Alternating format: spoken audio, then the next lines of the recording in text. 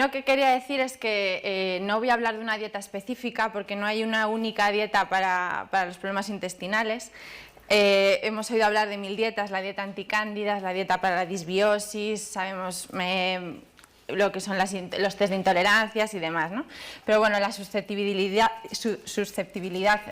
perdónenme, de cada paciente a las distintas estrategias nutricionales que les podamos proponer, pues es muy diferente, y una de las cosas que hay que hacer es escuchar mucho al paciente, ¿no? Porque ya no solo es lo que comen y lo que nos vaya a decir un test de intolerancias, un test de alergias, sino, por ejemplo, su manera de comer. Hay que ver si esos pacientes pues comen tranquilamente, si mastican bien, de esto ya ha hablado el doctor, cómo cocinan el alimento, hay que enseñarles a cocinar bien la comida, cómo combinan los alimentos. El historial nutricional es fundamental y yo tengo la suerte de poder dedicar mucho tiempo a los pacientes, a hablar mucho con ellos. La primera consulta también me estoy 1 hora y pico, luego les veo muy de cerca. Yo soy de las personas que más les acompaña, porque dar un cambio en la alimentación es complicado, es complejo, ¿no? Y el ritmo de vida que llevamos pues nos lo pone más complicado, ¿no? Y bueno, que en España todo lo hacemos en torno a la comida, ¿no? Entonces, bueno, pues ayudarles a entender bien por qué es muy importante que cambien su manera de comer y que se impliquen con ello, pues es fundamental. Yo lo que voy a proponer son distintas estrategias nutricionales que se pueden aplicar en personas que tengan enfermedades intestinales o disbiosis, y luego pues veremos que no todas son válidas para todo el mundo, ¿no? Bueno, inicialmente quería hablar, esto lo voy a pasar muy rápido, ¿no? Porque no es muy práctico para lo que estamos hablando hoy, pero creo que es muy importante, de la relación que existe entre la lactancia y la microbiota. Un niño cuando nace pues no tiene bacterias en su intestino, ¿vale? Porque bueno, pues está en un medio totalmente estéril, ¿no? Entonces ya cuando pues sale al exterior, pues es cuando empieza a tener bacterias. Se ha visto, por ejemplo, que hay mucha diferencia entre niños que nacen de forma natural y niños que nacen por cesárea, ¿no? Porque el contacto con la vagina de la madre pues va a afectar, va a influir en que esta microbiota sea diferente. Pero cada vez se están haciendo más estudios en cuanto a la lactancia materna, ¿no? Diferencias que hay entre la leche materna y una leche artificial, y todos los beneficios que supone el dar la lactancia a un niño, ¿no? La leche materna no es estéril, antes se creía que sí que era estéril. Además, bueno, no sé si saben que hay, por ejemplo, bancos de leche para aquellas madres que no produzcan mucha leche, pues se pueden adquirir leche materna en bancos, y antes, hace años, pues si esas leches llegaban contaminadas con bacterias, pues se creían que estaban contaminadas y no eran válidas, por ejemplo, por Escherichia coli. Pues hoy se sabe que tiene millones de microorganismos la leche materna, antes lo ha dicho el doctor, como por vía interna llegan de la microbiota de la madre, esas bacterias llegan a la leche, y entre ellas, por ejemplo, tiene Escherichia coli, que es una de las primeras bacterias que llega al intestino del niño, aparte de muchas otras. Ahora pongo un esquema de cuáles, ¿no? Entonces, bueno, esto es muy importante porque va a ser fundamental para que la flora intestinal del niño pues esté fuerte y se forme correctamente. El número de especies bacterianas y el tipo de bacterias pues va a diferir de unas madres a otras, lógicamente, porque cada uno tenemos una microbiota diferente. Estas bacterias, como ya he dicho, llegan por vía interna. Sabemos que la leche humana es un potente inmunomodulador y además que contiene 13 nucleótidos que favorecen el crecimiento sobre todo de bifidobacterias. Ahora veremos cómo la flora de un niño que está alimentado con leche materna y otro niño con leche artificial es totalmente diferente. Y dar probióticos a una madre cuando está dando la lactancia pues puede ayudar también a que la microbiota de este niño pues sea más fuerte, ¿no? Bueno, aquí pongo todos los microorganismos que tiene la leche materna, que son muchísimos, como ya decía, ¿no? Se sabe que los niños que se alimentan con leche materna tienen un predominio de bifidobacterias, lo cual es beneficioso para su sistema inmunológico, y sin embargo cuando se da lactancia artificial pues hay más enterobacterias y enterococos. Bueno, en cuanto a los beneficios de la lactancia materna, bueno, pues que esta diferencia de colonización que hay en el niño, ¿no? que se alimenta con leche materna, pues tiene un efecto protector frente al microambiente inflamatorio que puede suponer, por ejemplo, los antígenos de la leche artificial que tienen proteínas de leche de vaca. Además, la lactancia materna exclusiva se asocia con tasas más bajas también de asma y de dermatitis atópica en niños. Pues es muy importante que la leche materna siempre se dé. Eso de no, la leche que tengo no es suficiente o no es adecuada. O se sabe que incluso en el tercer mundo, donde las madres están desnutridas, es muy importante que den su leche porque es un inmunomodulador muy potente. Otra cosa es que luego se complemente con una leche artificial si necesitamos más nutrientes, pero es fundamental que esta leche se dé porque de verdad va a ayudar muchísimo. Y también es bueno incluso que en un historial nutricional en un futuro en el adulto pues también les preguntemos si tuvieron lactancia materna o no, porque bueno, nos puede dar información de cómo fue el primer ambiente bacteriano que tuvo esa persona en su intestino cuando nació, ¿no? Cómo se formó esa flora. Las bacterias comensales de la leche podrían desempeñar un papel protector también mediante la atopia. O sea, ante la atopia, perdónenme, y la lactancia materna también se relaciona con una menor incidencia de infecciones gastrointestinales en el neonato. Por lo tanto, bueno, pues ya sabemos que desde el primer momento de vida la alimentación es muy importante y a lo largo de toda nuestra vida para tener una flora intestinal que esté fuerte. Bueno, es muy difícil estudiar la influencia que tienen los distintos antígenos de la dieta con la microbiota, porque hay millones de microorganismos y hay millones de antígenos. Pero sí que es verdad que se sabe, y eso está muy estudiado, que cambios en los patrones dietarios de las personas va a influir en que cambie la microbiota, ¿no? Ahora hablaré de ello, ¿no? Y las estrategias dietéticas deben ir encaminadas a mejorar la sintomatología, pero no es todo el tratamiento, ¿vale? La alimentación va a ser una parte fundamental, pero también hay otros tratamientos, como ya hemos comentado, por ejemplo, el tratar con glutamina, también el dar probióticos, las terapias cuerpo-mente, por supuesto, como ya ha hablado la doctora, van a ser fundamentales. Y esto es importante que la persona, el paciente lo entienda, porque hay veces que hacen cambios en su alimentación, te vienen dicen, bueno, he cambiado todo, ya me he quitado el gluten, los lácteos, como todo ecológico y yo no mejoro, ¿no? Entonces, pues piensan que la alimentación no va a valer para nada y se desmotivan, ¿no? Entonces, no, la alimentación es la base, es fundamental, si no comes bien no vas a mejorar, pero además ya tienes instaurada una disbiosis, ya tienes un problema que tenemos que tratar también de otra manera, ¿no? Entonces, pues es una manera de que entiendan que es la base, ¿no? Y sobre ella vamos a trabajar, pero si tampoco hacen eso, pues las terapias tampoco van a funcionar correctamente. ¿Y qué alimentación es reguladora para el intestino, ¿no? Para mejorar el intestino? Pues tiene que ser prebiótica, ahora voy a hablar de esto quiere decir que sea rica en fibra, la fibra de los alimentos pues es fermentada por las bacterias, es alimento para nuestras bacterias y va a favorecer que la flora intestinal esté fuerte y esté sana. Aunque hay que valorar de manera muy individual y muy personalizada la tolerancia que tenemos a los distintos hidratos de carbono, porque hay dietas inicialmente en las que tenemos que incluso quitar algunas fibras porque cuando hay una disbiosis puede generar incluso mucha sintomatología, que ahora hablaré de ello también. Tiene que ser antiinflamatoria, ya se estudia el papel de los omega 3, por ejemplo, en la inflamación, bueno, de todo el cuerpo, pero también intestinal, rica en antioxidantes, también es fundamental. Y luego ahora vamos a hablar de que hay ciertas proteínas y ciertos péptidos que tienen un carácter antigénico importante y pueden también favorecer la inflamación intestinal. Muy nutritiva, ¿vale? Tiene que ser integral, natural, ecológica, lo que entra por la boca tiene que nutrirnos, ¿vale? Hoy en día estamos acostumbrados a tomar alimentos súper procesados que tienen muchísimos aditivos, creemos que el comer light o el comer ligero es sano cuando nos están poniendo un montón de edulcorantes, de saborizantes en la comida que no son naturales y sí, no nos hacen engordar, pero realmente están dañando muchísimo nuestro intestino. Entonces, uno de los principios básicos es que comamos alimentos naturales, materias primas que sean básicas y que nosotros las cocinemos y que no lleven un montón de tóxicos que al final nos están perjudicando. Y que comamos integral. El integral no es bueno solo para aquel que quiere adelgazar, es bueno para todos, para los niños también, ¿vale? Un niño también tiene que comer pan integral porque tiene más minerales, más proteínas, más fibra, le va a nutrir el doble, ¿vale? Es bueno para todo el mundo. Y ecológico, pues también que intentemos consumir alimentos ecológicos, cada vez hay más en el mercado, porque bueno, también está muy estudiado que los vegetales, por ejemplo, ecológicos, pues tienen muchos más antioxidantes, muchos más nutrientes. Un tomate tiene que oler a tomate y si huele a tomate pues tendrá más licopeno y tendrá más antioxidantes. Si no, pues no va a tener muchos nutrientes, ¿no? Que es lo que encontramos hoy en día en el mercado. Y equilibrada. Y equilibrada es importante porque también va a depender, de esto va a depender que nuestra flora sea de un tipo u otra.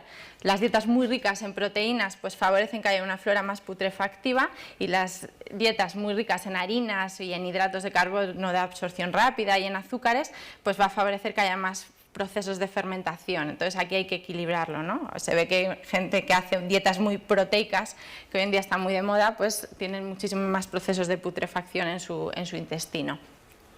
Y bueno, esto ya habla el doctor también de ello, luego rápidamente. La flora fermentativa es aquella que fermenta glúcidos, va a formar productos como el acético, el ácido láctico, el alcohol, el agua o el CO2. La fibra y el almidón son el alimento de esta flora, y lo que nos va a permitir es que tengamos un ritmo correcto, un tránsito intestinal correcto, ¿vale? Por eso es importante que tomemos fibra, ¿no? Para regular el estreñimiento. Y la putrefactiva pues, se alimenta de proteínas mal digeridas o no asimiladas, origina aminas biológicas, hidrógeno, metano. A veces vemos en la bioresonancia, por ejemplo, que tienen mucho exceso de amoníaco, pues es porque están tomando a veces muchas proteínas, aparte también de, por ejemplo, cuando tienen cándidas, que también puede aparecer esto. Y las heces son de olor repulsivo, color oscuro. A mí me toca hablar mucho de esto con los pacientes, ¿no? De cómo son sus deposiciones. Y bueno, la tolerancia ya he dicho que es muy individual. Esta es una clasificación de la Academia Europea de la Alergia e Inmunología Clínica, en la que bueno, pues nos clasifica las distintas reacciones que tenemos. No todos son las intolerancias mediadas por IgG. Normalmente hay muchos terapeutas o nutricionistas que hacemos el test de IgG y bueno, y ya está. Pensamos que si no da ese tipo de reacción inmunológica, pues que se puede tomar, ¿no? Pero hay pacientes que incluso hacia esos test pues no responden porque tienen, por ejemplo, un problema enzimático o una alergia, otro tipo de intolerancias, ¿no? Puede haber tóxicas y las no tóxicas, que ya digo que son muy individuales. Otra cosa importante es que hablemos mucho con el paciente, porque hay veces hay intolerancias que no vemos en ninguna prueba, pero el paciente te sigue diciendo, es que la berenjena me sienta mal. A lo mejor es la solanina, pero a lo mejor me sienta también mal el apio y no aparece en ninguna prueba de intolerancias que le siente mal. Y bueno, pues si él dice que le siente mal, pues de momento vamos a intentar quitar ese alimento, vamos a regular la flora intestinal y luego vamos incorporando, ¿vale? O sea, hay que hablar con ellos y hay que escucharles cuál es la tolerancia individual que cada uno también observa, ¿no? Y además, si hacemos un test de intolerancias, como ya también ha comentado el doctor, cuando hay una disbiosis importante, pues le va a salir todo tipo de alimentos, y es que a veces no tiene sentido, porque no puede comer de nada, la dieta es totalmente desequilibrada y realmente tampoco evoluciona si no tratas bien el terreno, ¿no? Entonces, nosotros no solemos hacer test de intolerancias así de primeras, ¿no? Vamos a mejorar la disbiosis, vamos a quitar aquellos alimentos que sean más irritantes, que ahora hablo de ellos, y luego ya, pues si aún así no evoluciona, pues podemos hacer un test de intolerancias a ver si hay algunas cositas que se nos están quedando por el camino. Bueno, y voy a hablar de la influencia que tienen los distintos nutrientes en nuestro intestino, ¿no? Para entender cuáles podrían ser las estrategias dietéticas que podemos llevar a cabo con un paciente que tenga disbiosis. Bueno, los hidratos de carbono ya he dicho que fermentan, ¿vale? Las bifidobacterias los van a fermentar y van a generar gases. Por eso cuando hay procesos de fermentación el paciente te viene muy hinchado y con muchísimos gases, cuando hay exceso de fermentaciones, y también ácidos grasos de cadena corta. Estos ácidos grasos de cadena corta son muy importantes porque tienen muchas funciones a nivel intestinal, ¿vale? Están el propiónico, el butírico, el acético. Antes habla el doctor de incorporar un poquito de mantequilla por la mañana porque tiene butírico. Bueno, sí, me parece correcto, siempre que la mantequilla sea ecológica y sea de buena calidad, ¿vale? Porque bueno, es verdad que todos los alimentos tienen una parte buena y otra mala, ¿no? Pero la buena que tiene es que nos aporta butírico, y además si lo damos por la mañana, incluso se han hecho estudios de que dado a primera hora de la mañana puede ayudarnos incluso a regular el colesterol, aunque parezca mentira, porque como tiene colesterol, saturamos la enzima que produce colesterol, sobre todo a primera hora de la mañana, y también puede ser beneficioso incluso para esto. De ahí la cronobiología, ¿no? Lo importante que es de tomar un alimento una hora u otra. Si lo tomas por la mañana nos puede ayudar incluso con el colesterol, si lo tomas por la noche ya es otro tema, ya es diferente, ¿no? Pero bueno, los lácteos, ahora hablaré de ellos, tampoco hay que recomendarlos tomarlos en cantidades grandes, ¿no? O a menudo. Bueno, los ácidos grasos de cadena corta, que se van a producir por la propia flora bacteriana, pues son el combustible para los colonocitos, ayudan a disminuir el pH luminal impidiendo la colonización de patógenos, favorecen la absorción de ciertos minerales como son el calcio, el magnesio o el hierro, estimulan la proliferación celular y regulan la apoptosis y por eso pues se han estudiado incluso como protectores en el cáncer de colon. O sea que tomar fibra es importante. ¿Y qué quiere decir tomar fibra? Pues tomar cereales integrales y huir siempre de los refinados, También, bueno, no me voy a meter en muchos temas por todo el tiempo, pero también el evitar refinados pues va a ser una estrategia muy buena para hacer una dieta antiinflamatoria, porque los picos de glucemia, una de las cosas que producen son inflamación.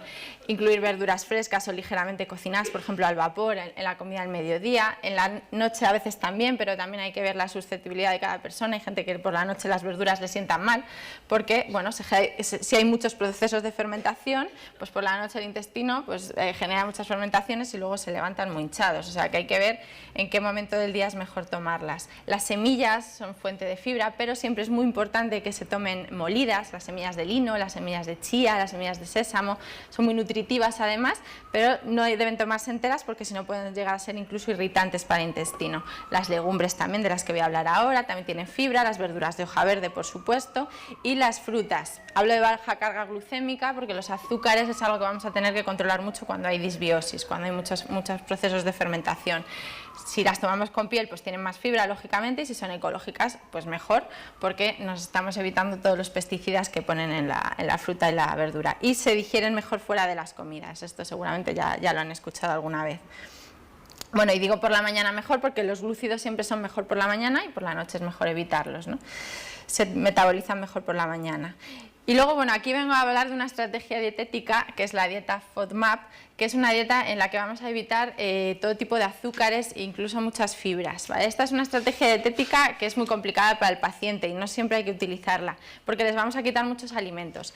Esto solo va a ser indicado en un paciente que venga con muchísimos procesos de fermentación, una disbiosis muy importante, un sobrecrecimiento bacteriano que ya esté diagnosticado. Entonces, en las primeras semanas les puede ayudar mucho a mejorar la sintomatología, ¿vale? Pero ya digo que no es una dieta que vamos a alargar durante mucho tiempo, ¿vale?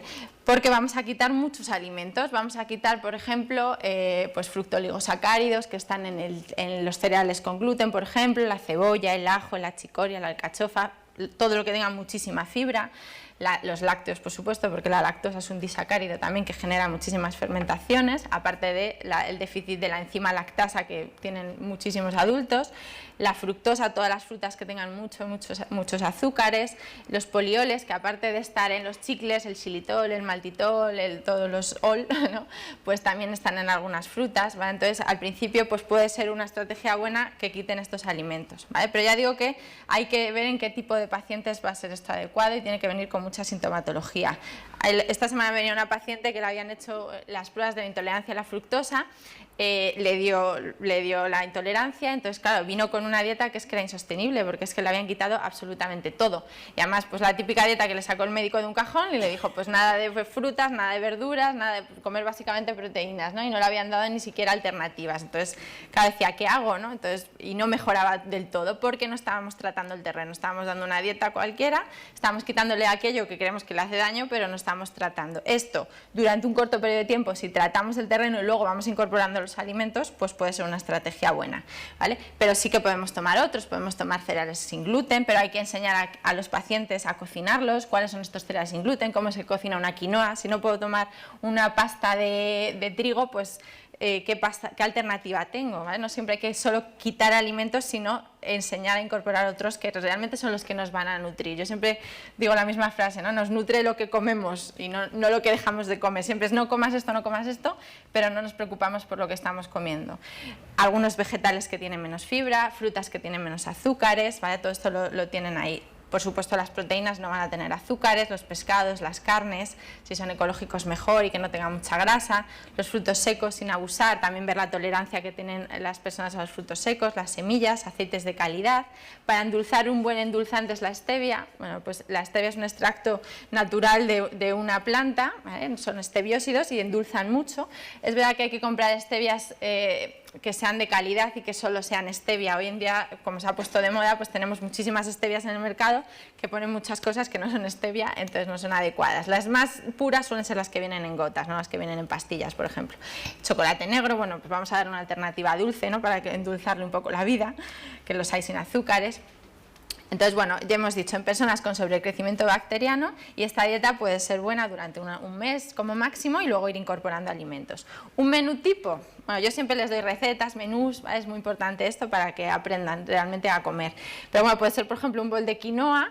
Puede sonar, a quien no conozca estos alimentos, que seguro que aquí lo conoce casi todo el mundo, pues inicialmente les puede sonar raro, pero la quinoa la venden inflada como un cereal del desayuno, se puede cocer y hacer como un arroz con leche pero con quinoa, ponemos semillas, le podemos poner bebida de coco, una fruta que tenga poco azúcar como puede ser un cítrico, si toleran bien los cítricos, una ensalada con rúcula, pepino, aguacate y germinados de alfalfa, por ejemplo, y a tomar pollo. Va a ser una dieta un poco más proteica inicialmente porque vamos a quitarle muchos azúcares, ¿vale? Pero luego vamos a incorporarlos, ¿vale? Porque yo incluso soy partidaria de que tomemos más proteína vegetal cuando la flora intestinal está bien, ¿vale? El tahín es una crema de sésamo que podemos tomar y sacia mucho, ¿vale? Y por la noche, por ejemplo, una sopa de miso que es muy probiótica, ¿vale? Tiene fermentos que son buenos para el intestino y un poquito de pescado. Bueno, pues un menú tipo, ¿no? Luego, la dieta para la candidiasis, que es muy famosa, o hablo aquí de micosis porque bueno, hay distintos hongos que pueden proliferar en el intestino y va a ser buena para cuando hay hongos, ¿no? Pues sobre todo tenemos que evitar los azúcares. Los azúcares van a alimentar a las levaduras y a los hongos, entonces bueno, van a favorecer ese crecimiento de hongos en el intestino. Es muy común que el paciente que te viene con una candidiasis pues tenga mucha apetencia por dulces, venga comiendo muchísimos dulces porque le apetecen a todas horas, ¿no? Yo de broma, para que se lo quiten y no lo lleven tan mal, aunque es verdad que cuando apetecen pues es complicado, les digo, piensa que estás alimentando al bichito que no te está alimentando a ti, así pues te apetece menos, ¿no? Hay que quitar fermentos también, algunas, pues el vinagre, por ejemplo, las levaduras, los lácteos, por supuesto, ¿vale? Que también son irritantes para el intestino. Y luego hay algunos alimentos que nos pueden ayudar cuando hay candidiasis, como el coco, por ejemplo, que tiene ácido láurico, que es muy antifúngico, el orégano y el ajo también.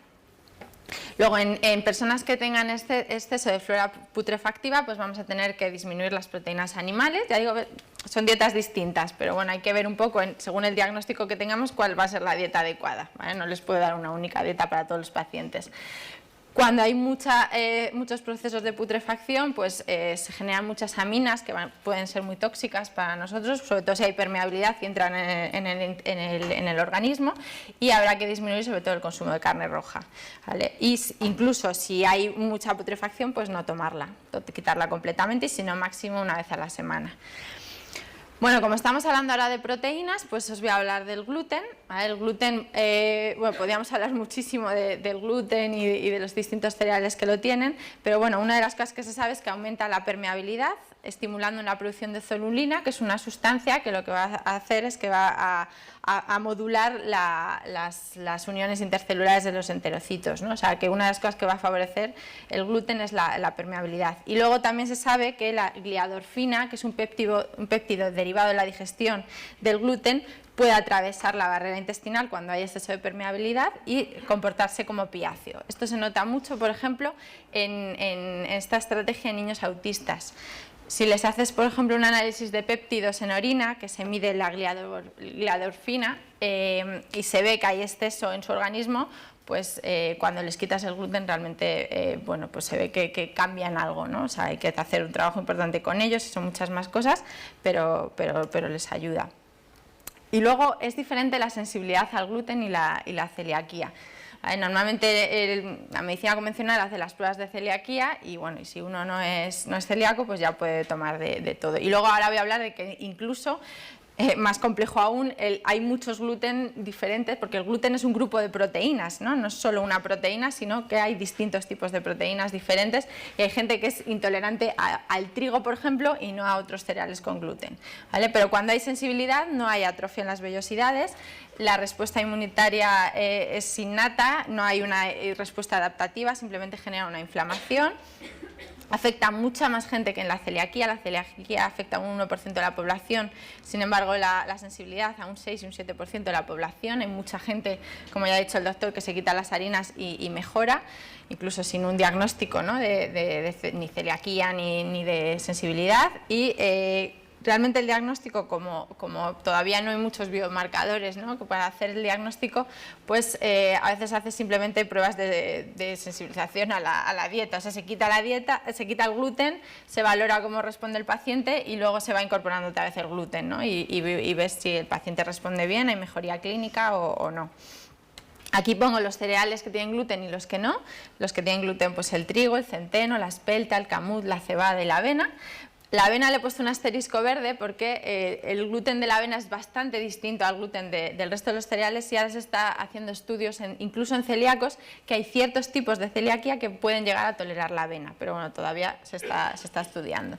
Y las alternativas al gluten pues son muchísimas, pues el arroz, la quinoa, el mijo, el trigo sarraceno, bueno, eso lo tienen todo ahí. Y luego incluso harinas que se pueden hacer de nueces, de frijoles, ¿vale? Hay que enseñar a la gente a cocinar con estas harinas en el caso de que tengamos que quitar el gluten. Pero como ya decía, hay distintos tipos de gluten, y el trigo que consumimos hoy en día pues nada tiene que ver con el trigo que se consumía antiguamente, ¿no? El trigo que consumían los egipcios.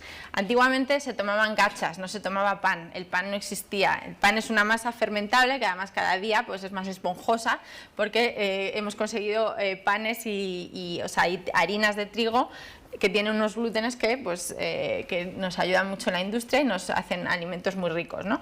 Pero realmente el trigo antiguo, que es el que mejor toleramos, nada tiene que ver con el actual, y eso se ha hecho sobre todo para que perdónenme porque voy muy rápido y a veces me trabo, para generar pues trigos que sean mucho más resistentes, como digo, que sean mucho más palatables, ¿vale? Pero bueno, está la escanda, el camut, la espelta, que son trigos antiguos, que son semillas que además tienen una dotación cromosómica muchísimo más pequeña. Fíjense, el trigo más antiguo, el trigo de los faraones, como pone ahí, pues tenía 7 cromosomas, y el que consumimos actualmente tiene 42. Nuestras enzimas no son capaces de digerir este trigo igual de bien, y por eso que haya tantísima intolerancia al trigo hoy en día, ¿vale? El trigo actual pues tiene una mayor plasticidad y aguanta mejor las condiciones climáticas, aguanta un pH más bajo, incluso es más resistente a plagas, a enfermedades, y bueno, y podemos elaborar productos muchísimo más buenos con él, ¿no? Entonces, bueno, por eso que hay gente que no toma, o sea, que no tolera bien el trigo. Ahora voy a hablar de las caseínas. De los lácteos podríamos hablar muchísimo. Yo me he centrado en las caseínas, que son las proteínas de los lácteos, pero hay mucha intolerancia a la lactosa, que eso sí que podemos hacer la prueba, y bueno, muchas personas tienen el déficit enzimático de lactasa y no tolera bien la lactosa. Y luego además decir, pues brevemente, que el problema también de la leche hoy en día es pues cómo se alimentan las vacas, se les da piensos compuestos, se les pone un montón de antibióticos, no se pueden permitir el lujo que haya una mastitis en una industria láctea, entonces los antibióticos van de base y todo eso nos lo estamos tomando. Hormonas, tiene una carga hormonal muy importante porque un ternero crece muy rápido, a eso también nos afecta, o sea que la leche es un alimento que en general tiene bastantes aspectos que son negativos. Y en los países donde más lácteos consumimos, más osteoporosis tenemos, o sea que el calcio ese que tiene la leche también no se absorbe como creemos, ¿no? Hay otros alimentos que tienen un calcio mucho más biodisponible. Pero las caseínas, que es de lo que iba a hablar, pues son unas proteínas que tienen un tamaño molecular muy grande, irritan muchísimo el intestino. Hay muchos tipos de caseínas, hay 25 diferentes, ¿vale? La leche materna, que son realmente las caseínas que nosotros tenemos que tomar cuando nacemos y en los primeros momentos de nuestra vida, pues además tiene IgA, que nos ayuda a que esos antígenos pues, se metabolicen mejor, ¿no? Y no haya tanta reactividad inmunológica. Es mucogénica, perdónenme. Sabemos que genera moco. En niños que tienen muchísimas bronquiolitis y mucha mucosidad les quitas los lácteos y mejoran. Y los péptidos, igual que hablaba del gluten, pues también pueden comportarse como opiáceos. Ahora voy a hablar brevemente de las lectinas. Las lectinas también son proteínas que se encuentran en las alubias y también en los cereales. Muchísima gente no tolera bien las legumbres y lo sabemos. Y ahora ahí está la moda de quitar las legumbres a todo el mundo porque tienen lectinas. Las lectinas se destruyen con el cocinado. Entonces, hay veces lo que tenemos que enseñar es a cocinar bien esa legumbre, a ponerlas en remojo, a cocinarles el tiempo necesario. Esas legumbres que nos venden de bote, pues no están a veces tan bien cocinadas como lo que nosotros podemos hacer en casa y no nos sientan bien, ¿no? Entonces también hay que trabajar eso, ¿no? Cómo las cocinamos, hay que masticarlas bien, con la saliva también vamos a favorecer la digestión de esa legumbre, ¿no? Tendemos a engullir las legumbres porque son pequeñitas y son blanditas, entonces no las masticamos, ¿no? Pero bueno, las lectinas están en una proporción bastante alta en las legumbres, ¿vale? Un 10%, y es verdad que una dosis tóxica, por ejemplo, si tomamos una legumbre mal cocinada, pues bueno, la dosis es muy pequeñita, con cuatro garbanzos no bien cocinados puede haber ya una dosis tóxica de lectinas, ¿no? O sea que hay que cocinarlas muy bien. ¿Qué efectos tienen las lectinas en nuestro intestino? Pues se pueden unir a transportadores de nutrientes y disminuyen la absorción de esos nutrientes, por eso a veces los llamamos antinutrientes. La unión de las lectinas al epitelio intestinal también inhibe la reparación de la membrana plasmática, interaccionan con las enzimas digestivas también y también hacen que la digestión a veces sea incompleta y estimulan el vaciamiento gástrico. Por eso si una persona se intoxica por lectinas pues puede tener vómitos y náuseas, ¿vale? Entonces por eso la legumbre hay que cocinarla muy bien, no hay que quitarla sino que aprender a cocinarla, ¿vale? También en dosis muy moderadas pues se ha visto que incluso pueden tener efectos antitumorales.